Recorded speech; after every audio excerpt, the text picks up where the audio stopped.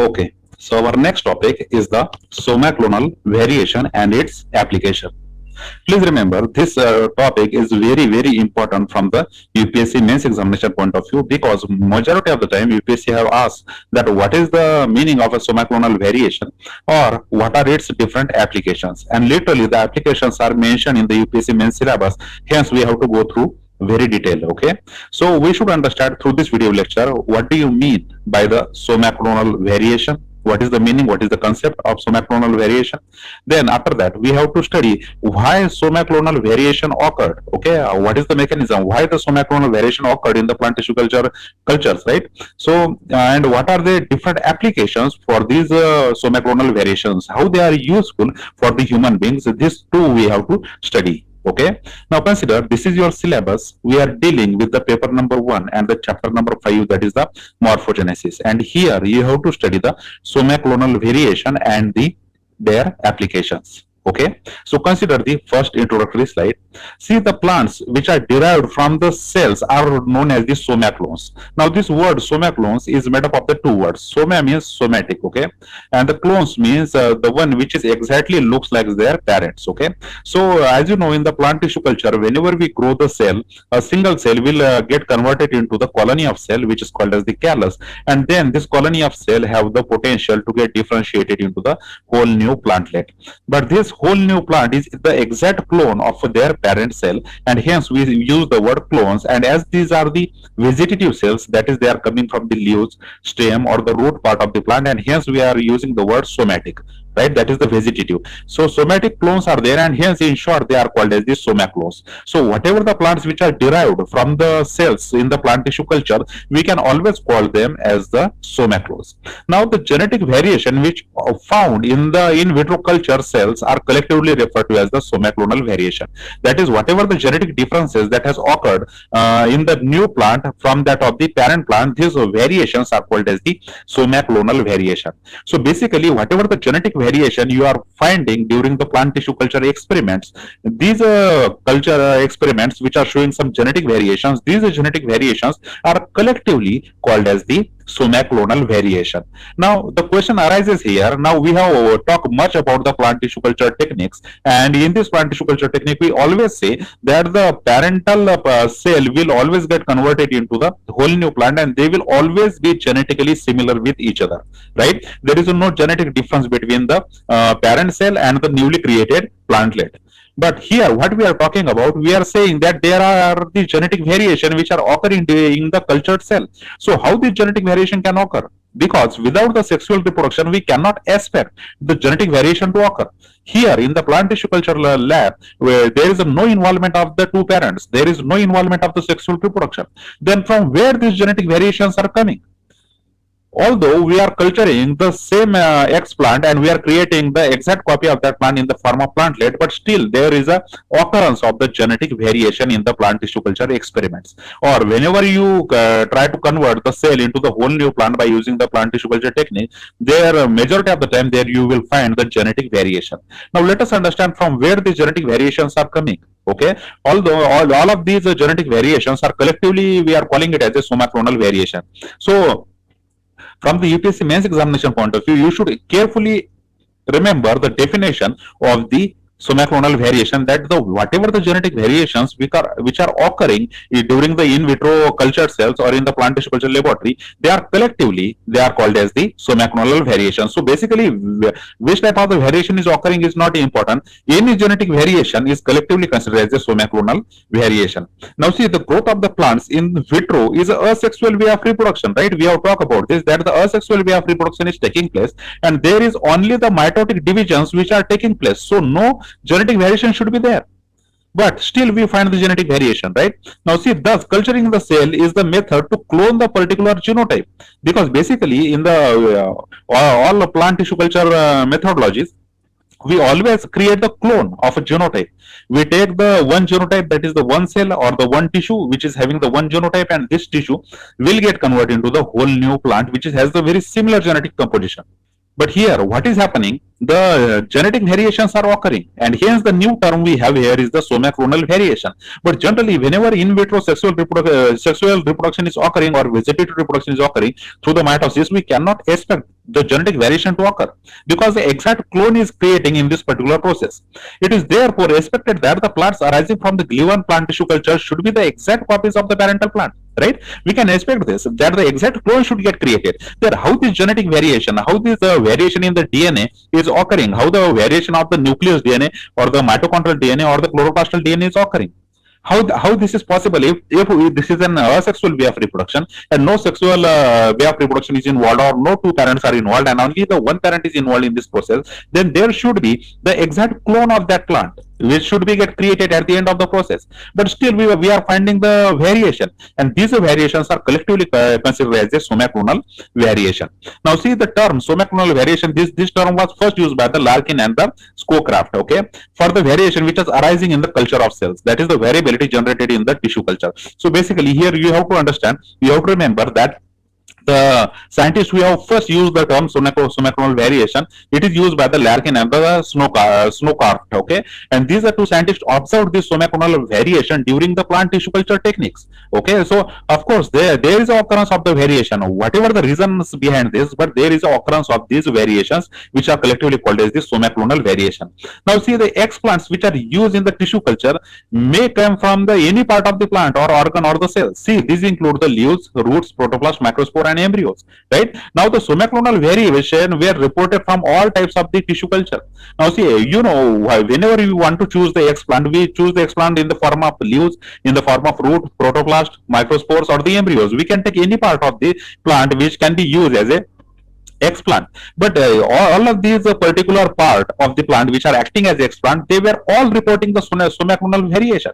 So basically from this point what you can understand is that which part of the plant you are using, it is not important. In any part you will find there is a presence of somaclonal variation. So no matter which plant part you are using, in the every plant part you are going to observe the somaclonal variations. Okay. Now consider, see the somaclonal variations here. Now we have to understand why the somaclonal variations are occurring. If only the one parent is involved and the genetically clone is going to create, so why the somaclonal variation? Now see the somaclonal variation can occur as a result of the genetic heterogeneity, that is change in the chromosome number or the structure in the plant tissue culture. Now see what will happen within the single cell. See, for example, this is the single cell, and within the single cells we have the chromosomes, right? And in the chromosomes we have the coiled DNA. Okay, DNA is coiled very tightly within this particular chromosomes. Now if there is anything happen within this chromosome, for example, if the chromosome structure got changed, if the chromosome number got changed, then this type of the genetic variation can occur. So basic reason behind the somaclonal variation which occurs in a plant tissue culture laboratory, it is always relating with the chromosome and the DNA. If the chromosome changes or the DNA changes, then in such a case the chromosomal variation or the somaclonal variation may occur. So you should remember carefully that although we are culturing the same plant and creating the same plant out of it, and we should expect that plant should have been the clone of one another, but still due to the change in the chromosome number or the structure of chromosome, these basic reasons are behind the somaclonal variation. Okay, so somaclonal variations are occurring in a plant tissue culture, no doubt. And why they were occurring? Because there is a change in the chromosome number or the structure of the chromosome, okay, during the plant tissue culture laboratory experiments. All right. Now consider this may be due to the expression of the chromosomal metastasis or the genetic disorders or the spontaneous mutations due to the culture condition.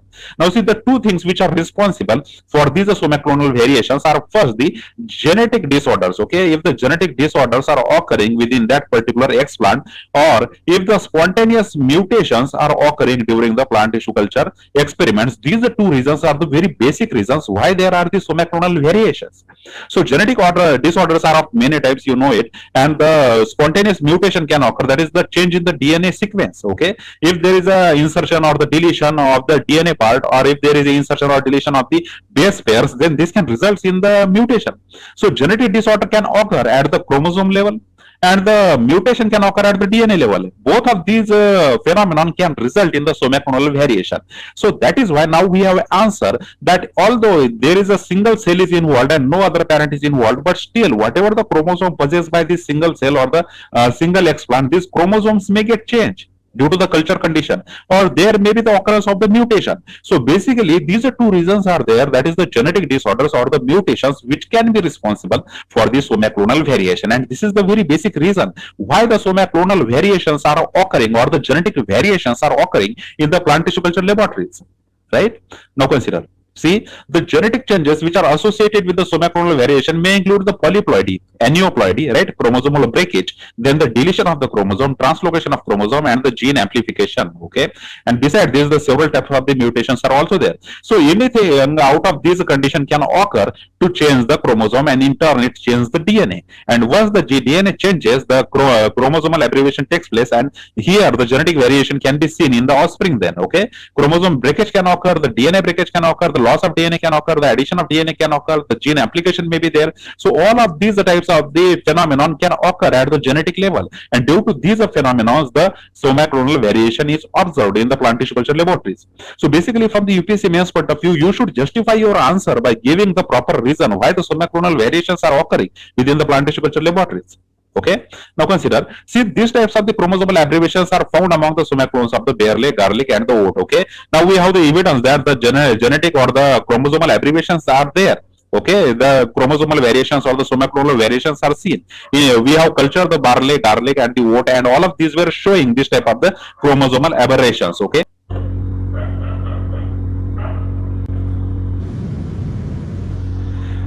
Now consider the occurrence of the mutation in the culture is relatively low as compared to the chromosomal aberrations. You will find the less amount of the chromosomal mutations. Okay, because these are two reasons are there basically which give rise to the somaclonal variation. But the chromosomal changes are more frequent when it compared with the occurrence of the mutation. Okay, so you should carefully remember both the reasons are although responsible for the somaclonal variation. The more responsible factor is the chromosomal changes and not the mutations. Okay, now mutation may occur at the very low frequency or relatively low quantity. They may be varied.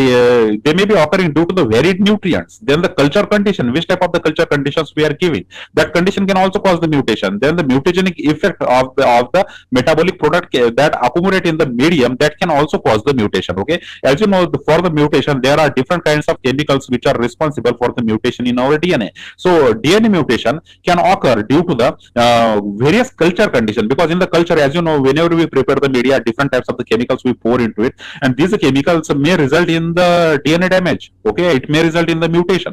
So the metabolic product which accumulate over a period of time in the lab or in the culture media, or the nutrients we are using, or the culture conditions we are using, all these are responsible for creating the mutations. Okay, so the apart from the chromosomal aberrations, there is a occurrence of the mutations at the low level, but still they are causing the somaclonal variations which are formed in the which can be seen in the newly created plants. Now, these somaclonal variations are due to the transposable elements. As you know, whenever we study the genetics, there you will understand what is the transposable elements, right? Mitotic crossing over may occur, right? During the mitosis, we are going to study the crossing over, how the crossing over occurs between the two cells, or there is a change in the cytoplasmic genome as well. Here, cytoplasmic genome literally means the genome which is present in the chloroplast and the mitochondria. As you know, these chloroplast and mitochondria possess their own DNA, and these chloroplastal DNA and the mitochondrial DNA may get changed, which results due to the mutation. Okay, so the transposable element, mitotic crossing over, or the changes in the cytoplasmic genome, these were already reported from the plant tissue culture plants. Okay, now consider the various applications of the somaclonal variations. Okay, now this topic is also very important because it is specifically mentioned in the UPSC main syllabus, and they can ask you this for the 5 or the 10 marks. Okay, so let us consider the somaclonal variation. You should understand this carefully, and you should note it down in your notebook very carefully so that you can revise this at the examination time. Okay, now see, the somaclonal variants plants are derived from the in vitro selection process, as well known as the showing the stress tolerance character. Now see, whatever the explants we are using for in vitro growth, and whatever the plants we are creating through this explant, if they are showing the somaclonal variation, they were more adapted for the stress tolerance to the environment.